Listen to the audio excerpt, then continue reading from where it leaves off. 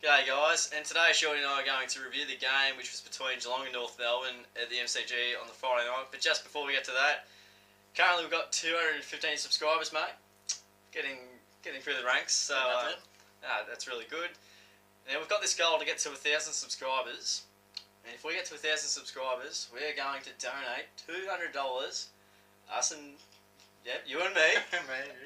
We're going to personally donate $200 to the Beyond Blue Foundation. It's something we just sort of came up with randomly, and it was your idea, mate. A good idea of that. Cheers, mate. The recent passing of Robin Williams, and also we've got the Beyond Blue Cup in the AFL with the Hawks and the Roos with their clashes. So they sort of raise awareness for maybe things that aren't quite tangible. So it's a really good initiative going around, and a few of the players like Jonathan Hay, Nathan Thompson, Simon Hogan for the Catters, Mitch Clark more recently. Yeah, very recent. So we'd like to raise awareness for it, and we'd like you guys' help. So if you could subscribe to us and share us around, that'd be fantastic. Yeah. But on to the game. Geelong, terrible. It was pathetic performance, really. Embarrassing to go in straight sets in reality. I think we left. Well, you left the building when Zebel kicked that goal to make it 32 points, and I left the house to go to the beach just to not quite drown myself, but clear the mind a little bit after what was a very disgraceful performance. But despite the fact we came back, it was useless anyway. We kick a goal, we still would have lost in extra time, I reckon. Like, they were playing far better footy than us, and you can never knock the fight that we show. We always fight back at some point. Which is fantastic. But, it's great quality that I hope we carry through in the club culture for years to come, but that start is unforgivable. You just can't accept that. It was woeful. Yes, it was respectable quarter time, but it just flowed on, and so disappointing. Really terrible performance, and bang, cop that. It's disappointing. Like, I really felt coming into the match that we deserved to play finals and deserved to finish top 4 and finish like that. Of course. Yep. People say, "Oh, you were lost to Sydney anyway," but we deserve to be there on the night. North certainly deserved to win. But better team on the night. That's why it's disappointing to go out in straight sets, because we've done the hard work only to fall out in such dismal circumstances. And our window, me and you probably, we know that the premiership was out of reach, but slightly, now in the media, it's certainly the door is shut, and the premiership window was absolutely slammed shut on Friday night, which is probably the most disappointing thing. Basically, a few finer points of the game. It was as simple as we couldn't get our hands on the footy. Often they go down to Lingy, down the boundary line, and say, what do they need to do? And he just usually says, they just need to get a bit of the ball, just get their hands on the footy.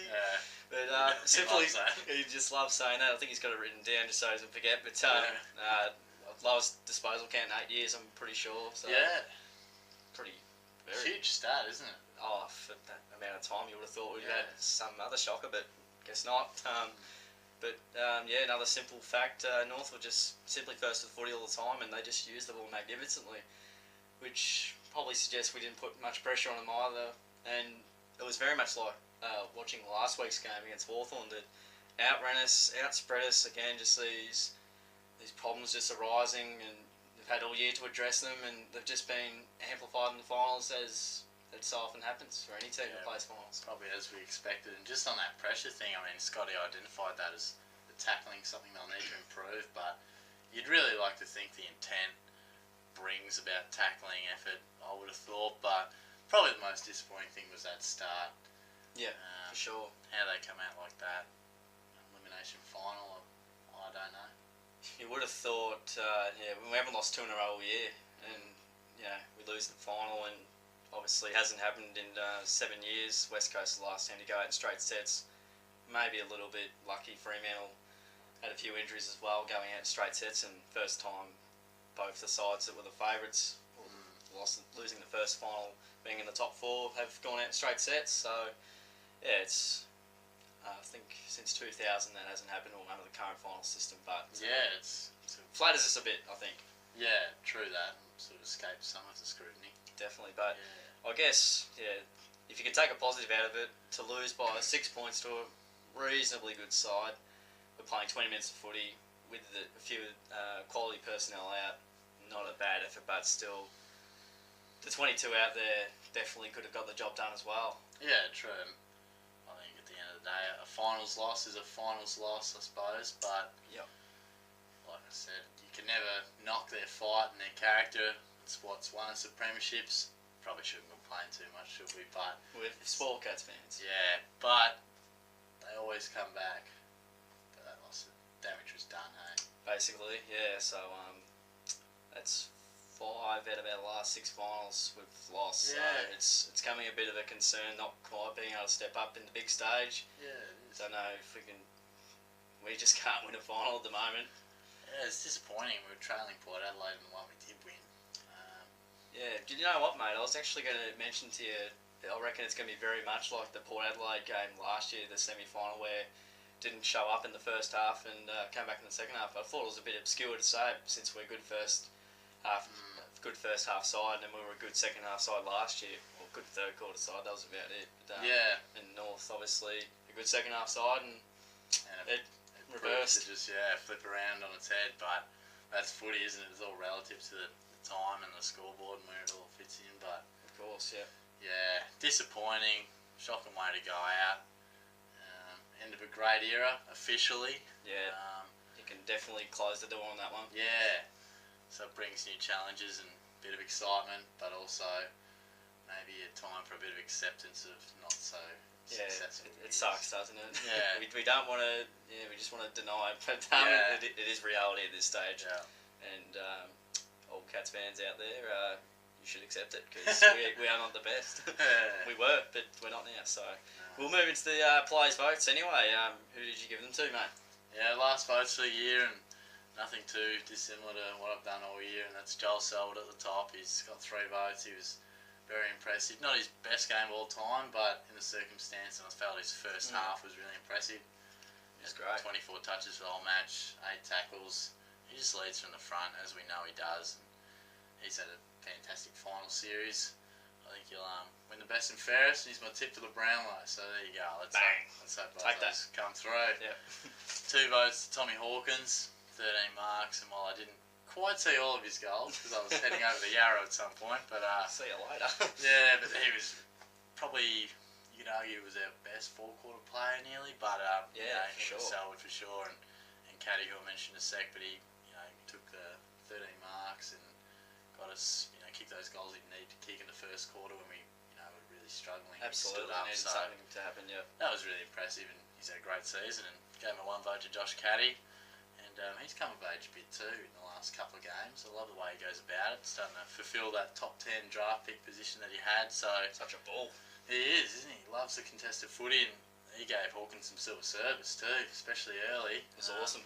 Yeah, so great to see him standing up, because like we mentioned throughout the week, I think over the last couple of weeks in the finals, just too much has been left to too few, and it's good to see Caddy, someone that you had that question mark over, really stand up. Put his hand up. Yeah.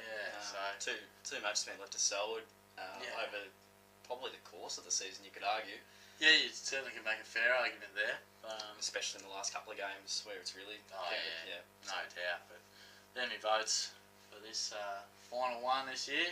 So how did you see the votes? Yeah, I went with Josh Caddy for the 3 votes. I thought he played a pretty good game. He got the 26 disposals, For sure. and 5 marks, and he also got a goal. Just he put his hand up this week to help out in the midfield, and he was a solid contributor over the 4 quarters, and as you said, a bit of silver service to Tom Hawkins. So he'll be a gun in the future, and he's pretty good now. So he's probably not too far away, but with his physique and skill to improve as well, he will be he'll be talked about. Maybe not quite like Joel Selwood, but hopefully so. No, he's not going to be the next Joel Selwood, but he'll help him out. Yeah, I'm sure that he can be a really classy player. Yeah. Good on him. So, and 2 votes to Joel Selwood. He got the 24 disposals, 5 marks, and also 8 tackles. Well, he's just an outstanding leader, isn't he? And he just knows when to step up and put the foot on the accelerator. And he's just commendable. Every week that occurs, it seems like we appreciate him more the more games he plays, which you wouldn't even thought is possible. Yeah, there's not too many times you lose 2 finals and your opinion of a player elevates so highly, and it's already so high, but he did that. He's just an unbelievable player. Yeah, he just drags his side across the line if he can, but did all he could. No one else was really helping out, unfortunately. No. We couldn't get our hands on the ball. Yeah. And the final vote to Tom Hawkins. Sensational effort from Tom with, well, I wouldn't say limited opportunities, but made the most of them when he needed to. He got the 18 disposals, 13 marks, and also kicked 5 goals, 3. So certainly knows how to monster North Melbourne a little bit. I think he's kicked probably about 12 goals in the 3 games he's played this year. I'd say that's a rough estimate, but and oftentimes he's contending with 2 or 3 players too. So and amplifies that. For most of the season, is getting held 90% of the time. But we won't get into that too much because we don't make excuses. We're a no excuse football team, as Ross Long would say. But we'll move on to the chopping block, or essentially the review block of the year.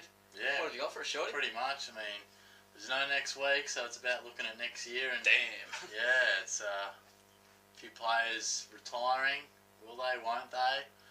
Kelly, Matty Stokes, Hamish McIntosh, 3 names that nobody wants to see all of them go out. They're proud players and that, but sure, comes down to that point. Well, do you say I'll use Josh Cowan as the example. He's been injury prone, hasn't had the opportunity, but looking through, we were having a look at the list. It's going to be very tough to delist those few players that you need to. It's like, do you say to someone like Kelly, look mate, thanks, but we're going to have to push you out here maybe a year too early? Yeah. Or do you say to Cowan, sorry buddy, your AFL career's maybe over through injury? Really nothing of his fault except for injury. So it's a really difficult one. I will say, I think Mitch Brown will get delisted. People say, he played on Friday night, but I think looking forward, that's on his body of work sort of thing. Yeah. He was alright on Friday night and could give him a bit of worth to another club, potentially in the trade period. Cash cow. Yeah, you never know. I mean, you can play both ends. They might see him fitting somewhere, but I don't see him fitting in Geelong. Taylor Hunt is another player that could be on the chopping block. He's the missing man. He was a great tagger once upon a time. He just hasn't had an opportunity through injury. But there has been stages where he's played for the AFL and just got missing a bit. He hasn't found his way back. So I'll be intrigued to see about how they go with the looking at those older players, because last year they took the view of going the eye to next year and years to come. For sure. They took out Hunt, Podsy Adley, and of course Chappie. The big one. And so there's no reason why they wouldn't do that once again. But we'll have to wait and see. It's a tricky one because there's not too many players who deserve the chop. But we've got to make way for some draft picks and potentially James Frawley. But that'll be left up to the coaching staff, who you have a bit of a bone to pick, mate. Oh boy. Which I share the view of, but... Well, I think, lately and probably over the season, I just think the coaching staff's a bit soft sometimes. Like, we obviously look at most, if not all, of Chris Goff's press conferences, and I love his positivity. That's fantastic. It's great, but there's been alarming signs. Pretty much after round 5, there's just been, I guess, gaps or holes in our game, and we've just been so easily coached against. And for sure. I mean, teams identify we're not a fast side, and they exploit it. They use the ball well, and I mean, we're so lucky to have only lost seven games this year overall. But and not making the moves at the right time. You look at the first final. Bradley Hill was running amok. He is their fastest player, and they're allowing him so much time and space. Isaac Smith, spare defender Josh Gibson, for example, not having even numbers in the forward 50, so you're already a step behind. So I feel we're a bit reactive at the moment with making some of the changes, and you've mentioned in the last few weeks maybe making subs pretty quickly. George Holland-Smith, Lincoln McCarthy. So a bit mechanical at times, and even from a tactical point of view, I mean, it's probably taken words out of my dad's mouth at the kick in. We just always kick to a contested possession. If we take the mark, well done, but if not, there's no real system to taking the footy down the other end, where we, on the the flip side often get split open. Yeah. And, you know, that's a set play. You can train for it, you can coach for it, try something different. It hasn't happened. Clearances has been a continual problem. Yeah, we may have quelled it a little bit, but, you know, I don't think it's fully worked. And, you know, even on the matchup thing, like Kelly on Thomas, I don't feel that'll work. And, you know, you might say, oh, he didn't kick a goal after quarter time. He was still pretty dangerous, not arguable. It doesn't matter when he kicks him, like he did some serious damage. Yeah. 3 in the first 20, 1 in the first 3 quarters. Does it really matter? I thought he tore up Kelly. And damage was done. Yeah, exactly. So that's not a full go on Chris Scott, because I like Chris. It's a full coaching panel thing. Yeah, maybe need some fresh faces in there, because Scott is with us for, I think it's 3 years. But yeah, maybe some fresh blood, new ideas and things like that. But hopefully. Yeah, it's a bit of a changing of the guard down at Geelong, isn't it? Yeah, it's moving to sort of the next stage of the club, and no longer that dominant elite side. So yeah, that's it. I mean, we're going to look at James Frawley. That seems for sure. Yeah, the club haven't shied away from that, but I still think Hawthorn's a chance as well. Some people on the footy show sort of mentioning about that. Whether don't know how much to take that seriously, but I think we're the front runners. But yeah, it's enough for the chopping block, and this is normally what I throw to you for next week, mate, and you tear apart that one, but there's no next week, so... Yeah, it's so sad to say, isn't it? Yeah, it comes to an end, but that's footy. That's footy. Well, yeah, you'd usually say there's always next week, but not in the finals. Nah. Not after a grand final, but yeah, there's always next year, I suppose. That's somewhat promising, but I'll be looking to have a really big pre-season.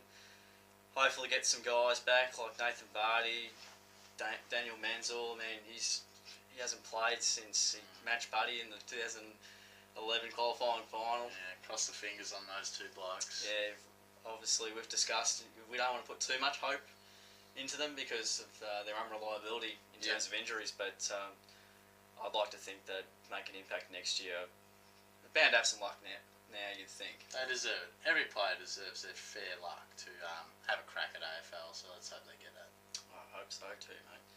But yeah, thanks very much for sticking around for the season. It's been a great roller coaster ride.